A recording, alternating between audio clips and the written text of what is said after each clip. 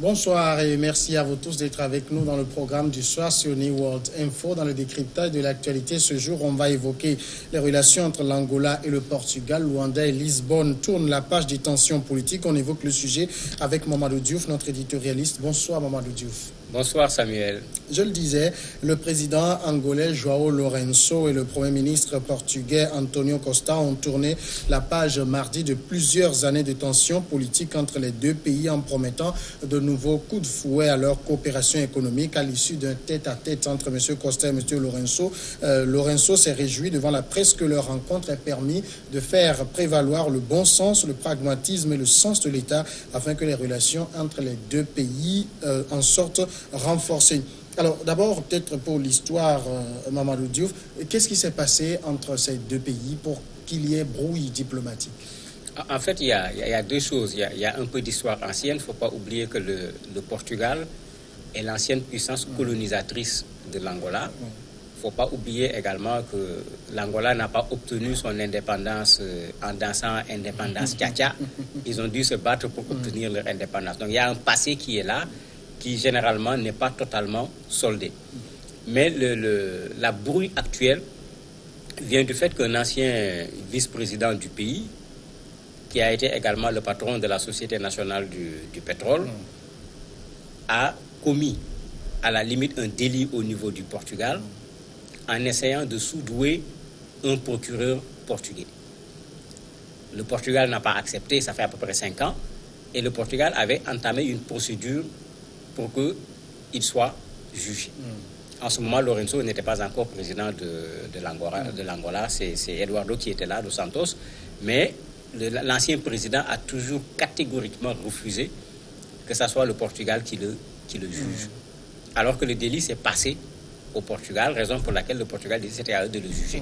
Donc depuis l'ancien président, il y avait cette brouille qui était là et qui avait commencé à impacter aussi bien sur les relations politiques que sur les relations économiques entre les deux pays. Quand le nouveau président est venu, il a gardé la même position avec juste un élément en plus qu'on laisse l'Angola juger.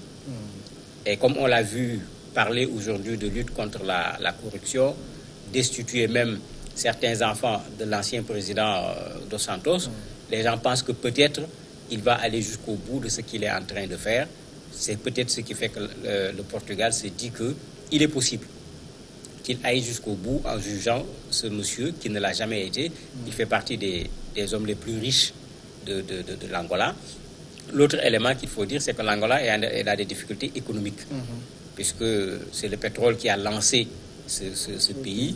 Avec la chute pendant longtemps des prix du brut, l'Angola s'est retrouvé plutôt dans une situation difficile. Donc certainement, dans ce rapprochement, il y a aussi cet aspect économique qu'il faut prendre en compte. Alors, le cas de Vicente, normalement, et selon la règle de la compétence territoriale, ce devrait être au Portugal de juger l'affaire. Oui, mais c'est que Vicente, c'est plusieurs problèmes.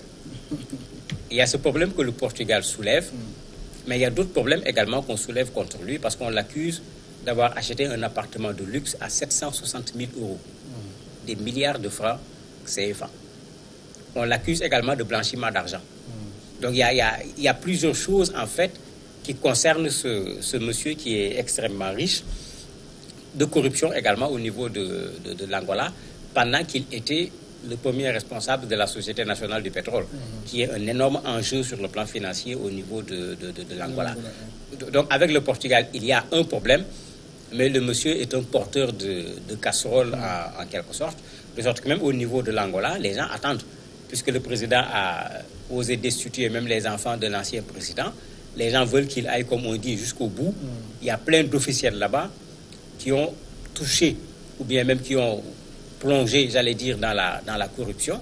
Les gens s'attendent à ce que des poursuites puissent avoir lieu contre ces personnes. Et pour le moment, rien de cela n'a été fait. Et ça veut dire qu'au niveau de l'Angola, on a pensé à un moment que le Portugal cherchait à protéger Vicente? Protéger, ce serait trop dire, hein, parce que Vicente, le Portugal veut plutôt lui créer des problèmes parce qu'il a eu des problèmes avec un de leurs procureurs. Le Portugal a voulu plutôt le juger.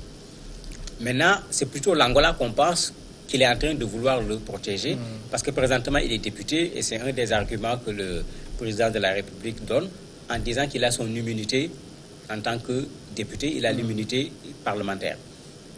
Ils disent également que c'est un ancien vice-président, donc ce n'est pas n'importe qui. S'il faut le juger, il y a des procédures, etc. Mais est-ce que c'est une façon d'évacuer le problème?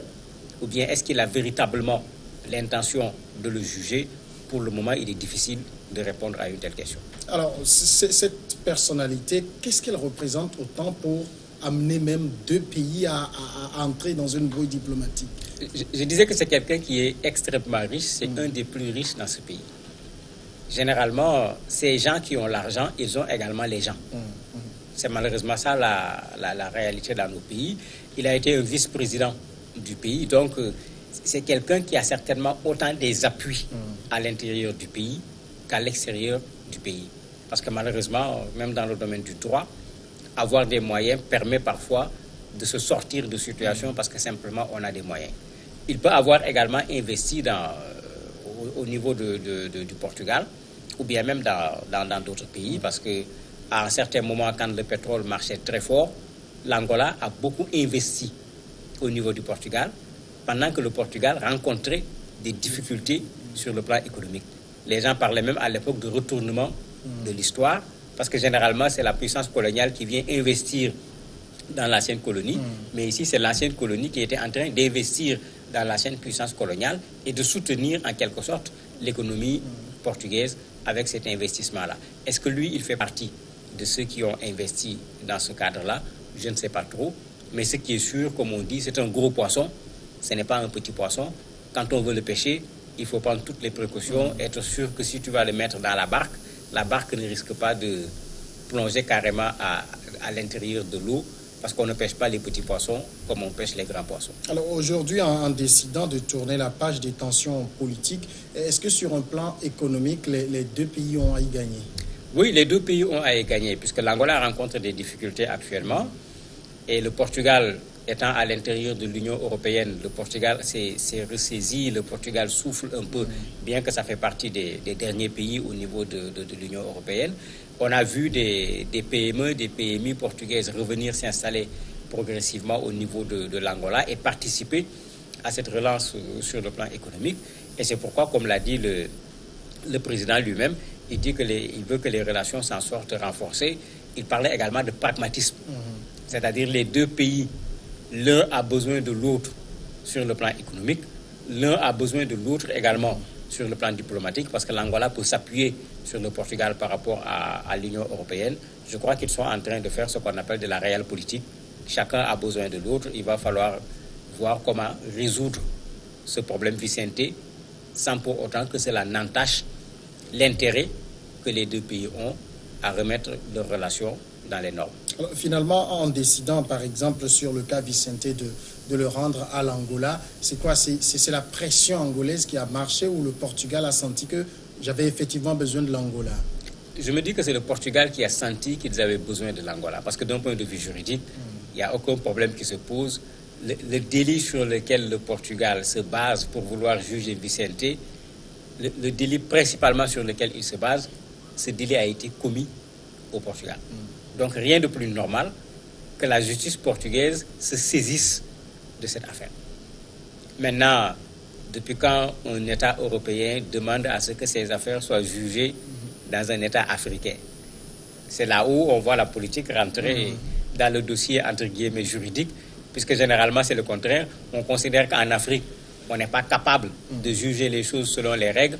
On veut même porter le jugement en Europe pour s'assurer que les choses vont être faites comme il se doit et que le droit va être dit tout simplement sans qu'autre chose ne s'en mêle, alors que ce n'est pas toujours le cas en Afrique. Donc ici, on voit clairement que les deux pays sont en train de vouloir, au nom de leur relation, trouver une solution dans laquelle la face du Portugal, tout comme la face de l'Angola, va être sauvée. Maintenant, ce qui reste, c'est l'Angola fera quoi par rapport à Vicente? Parce que s'il n'y a aucune procédure contre lui, c'est comme si, à la limite, le Portugal s'est agenouillé devant l'Angola. Jusqu'où sont allés ces deux pays dans la brouille diplomatique? En fait, c'est allé très loin à un certain moment, puisque au niveau des relations économiques, il n'y avait plus rien. Le fait que le ministre portugais se déplace pour aller en Angola est considéré finalement comme un événement. Alors qu'en règle générale, voir les ministres des pays des anciennes colonies aller dans l'ex-métropole ou voir les ministres de l'ex-métropole aller dans l'ex-colonie, c'est presque du quotidien. Ouais. Ça n'a plus la dimension d'un événement au niveau de nos pays. Si on en parle autant, qu'on présente la chose comme un événement, ça montre qu'à un certain moment, les relations étaient réduites au strict minimum. Et ça n'arrange pas les deux pays, puisque malheureusement, que ce soit l'Angola ou n'importe quel autre pays africain, généralement, notre économie, nous ne l'avons pas décrochée au moment de l'indépendance. On l'a laissé orienter vers l'ancienne métropole, de sorte que l'Angola était en train de ressentir cela sur le plan économique. Mamadou Diouf, merci d'être passé répondre à nos questions. C'est moi qui vous remercie. Nous marquons à présent la pause et après on va donner la place à l'invité de ce jour.